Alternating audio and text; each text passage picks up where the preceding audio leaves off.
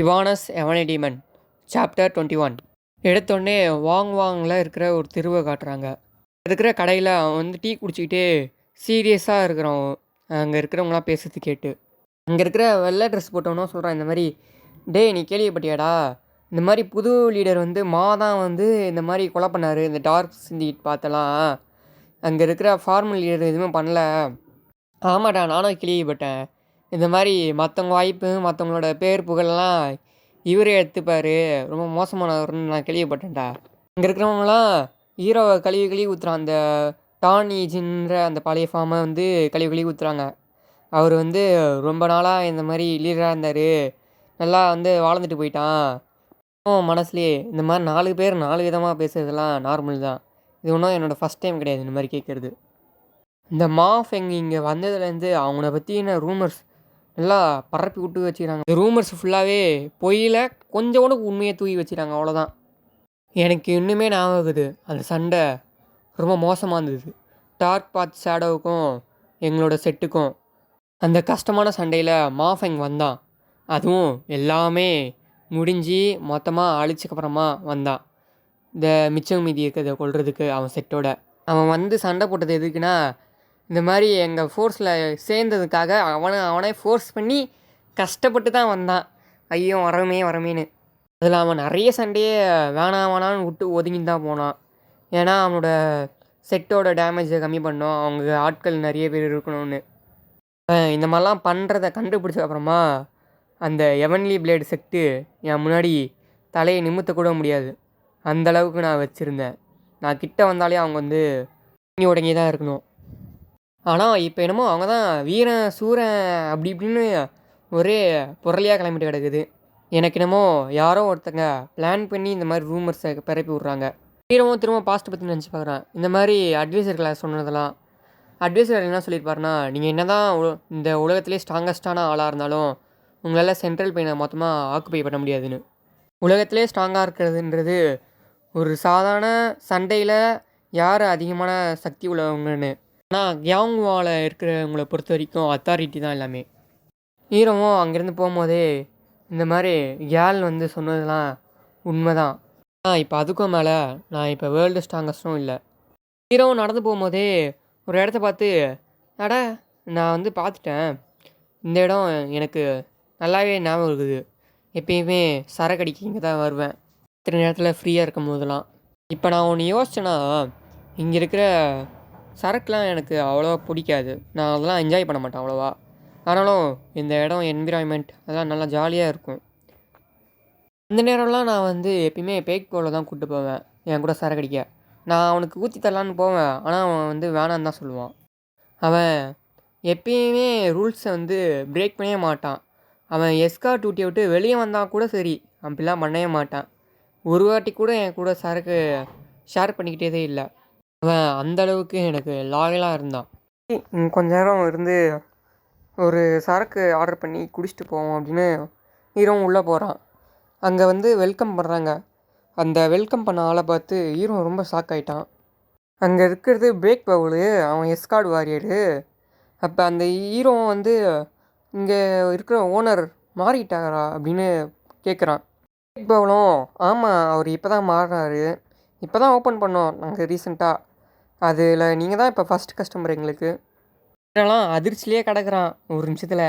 அங்கே இருக்கிற பேக் பவுலும் நீங்கள் ஏதாவது ஒரு சீட்டை எடுத்து உக்காருங்க அப்படின்றாரு. ஹீரோவும் ஒரு இடத்துக்கு போய் உக்காடுறான். அவன் வழக்கமாக அங்கே பேக் பவுல் கூட உட்கார்ற இடம். பேக் பவுலும் நீங்கள் அந்த இடத்துல உட்காரிங்களா, அந்த இடம் எனக்கு ரொம்ப பிடிச்ச இடம் அப்படின்றான். ஹீரோவும் அதுக்கு ஏதாவது ஒரு இம்பார்ட்டண்ட்டான ஒரு ரீசன் இருக்குதா அப்படின்னு கேட்குறான். அதுக்கு பேக் பவுலும் அது எனக்கு வெறும் பிடிச்ச இடம் அவ்வளோதான். ஹீரோவும் அதை கேட்டு ஒரு ஸ்மைலோட யோசித்து பார்க்குறான். நான் எப்பயுமே இந்த இடத்துல தான் உட்காருவேன் பேக் பவுல் கூட. நான் இப்போ அவங்ககிட்ட போய் நான் தான் டான் ஈஜின் அப்படின்னு சொல்லணுன்னு ஆசை தான். அப்படி நான் சொன்னேன்னா அவன் என்னை கண்டிப்பாக ஃபாலோ பண்ணிட்டு என் பின்னாடியே வருவான். ஆனால் டான் ஈஜின் இப்போ இல்லை, அவன் எப்பயோ செத்துட்டான். அதோட வாழ்க்கையும் சரி அவனோட மொத்த லைஃப்பும் சரி அது எப்பயோ செத்துருச்சு. பில்லுடன் அதான் நான். ஒரு ஆள் வர்றது சத்தம் கேட்டோடனே ஹீரோவும் இன்னும் ஆச்சரியப்படுறான். அவன் வந்தவனும் இந்த இடம் ரொம்ப நல்லா இருக்குது தானே இருக்குது அப்படின்னு சொல்கிறான். பார்த்தா அட்வைசர் கேளு அவரு இருக்கிறாரு இந்த இடத்துல.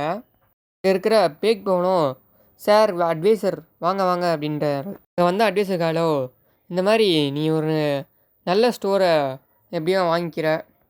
எனக்கு அதிர்ஷ்டம். இந்த மாரி அவர் வந்து மொத்தமா க்ளோஸ் பண்ணிட்டு அவர் ஹோம் டவுனுக்கே போலான்னு இருந்தாரு.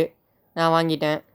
அப்ப அவரு ஹீரோ இருக்கிறத பார்த்துட்டு, "சரி வா நம்ம 2 பேரும் வெளிய போயி கொஞ்சம் காத்தாட நடந்துட்டு வருவோம்" அப்படின்றாரு. வேலைக்கு போகலும் சரின்னு அவங்க போறோம். அவங்க 2 பேரும் அப்படியே வெளிய போய் நிக்கிறாங்க. ஹீரோவும் அத பார்த்துட்டு இருக்கிறான். என்னதான் பேசுறாங்கன்னு. பேக் பவுலும் அவரு இங்க எப்பயுமே வருவார்ல. பேக் பவுலும் அப்போ உங்களுக்கு தெரியுமா? அதுக்கு அட்வைசர் கேளோ, "இந்த மாரி இந்த இடம் ரொம்பவே நல்லாயிருக்கும். இங்க இருக்கிற அட்மாஸ்பியர்லாம் நல்லாவே பயங்கரமா இருக்கும்" அப்படின்னாரு. அவரு வந்து எனக்கு ஃப்ரீயா இருக்கிற டைம்ல, "வா நம்ம 2 பேரும் போவோம்னு" கூப்பிட்டுக்கிறாரு. நான் எப்பயுமே போனதில்ல. ஏன்னா எனக்கு பிஸியாவே இருந்தேன் நான் ரொம்ப.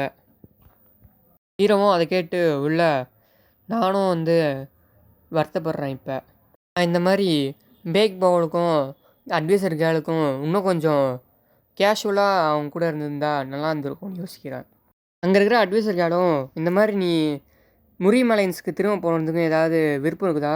அங்க இருக்கிற பேக் பவுலும், "நான் இல்ல" அப்படின்றாரு. ஏன்னா அங்க இருக்கிற லீடர் இப்ப புரொடெக்ட் பண்ற தகுதியே இல்ல. மன்னிச்சிடுங்க. இங்க இருக்கிற கேர்ளும் வந்து, "மன்னிப்பு நீ கேட்க வேண்டியதில்ல. அது நான் தான் கேட்க வேண்டியது" அப்படின்றான். இதுக்கு பேக் பவுலும், "இந்த மாரி நீங்க எல்லாத்தையும் பண்ணீங்க உங்களால முடிஞ்சது. ஆனா அந்த பிரைட் மூன் குரூப்பும், அயன் ஹவுஸ் குரூப்பும் நம்மள வந்து துரோகம் பண்ணிடுச்சுங்க. அந்த துரோகத்தினால தான் நம்மளால எதுவுமே பண்ண முடியல." ஹீரோக்கெல்லாம் தூக்கி வாரி போடுது. என்ன பிரைட் மூன் குரூப்பும், அயன் ஹார்ஸ் குரூப்பும் துரோகம் பண்ணிடுச்சா எனக்கு? ஹீரோவும், "இந்த மாரி பேக் பவுல் மட்டும் இத சொல்லலனா, இவங்க 2 பேரும் பைத்தியக்காரத்தனமா என்னமோ பேசிக்கிறாங்க" அப்படின்னு நினச்சிட்டு இருப்பேன். யார் யோசிச்சிருப்பா? இந்த மாரி 2 பேரும் எனக்கு துரோகம் பண்ணுவாங்கன்னு. கேலும் வந்து, "இந்த மாரி துரோகம்னு சொல்லாத. ஏன்னா வந்து லீடர் உயிரோட இருக்க வரைக்கும் அவங்க ரொம்ப லாயலாவே இருந்தாங்க." ஹீரோலாம் அத கேட்டு அப்படியே அவங்க 2 பேரும் துரோகம் தான் பண்ணிக்கிறாங்க.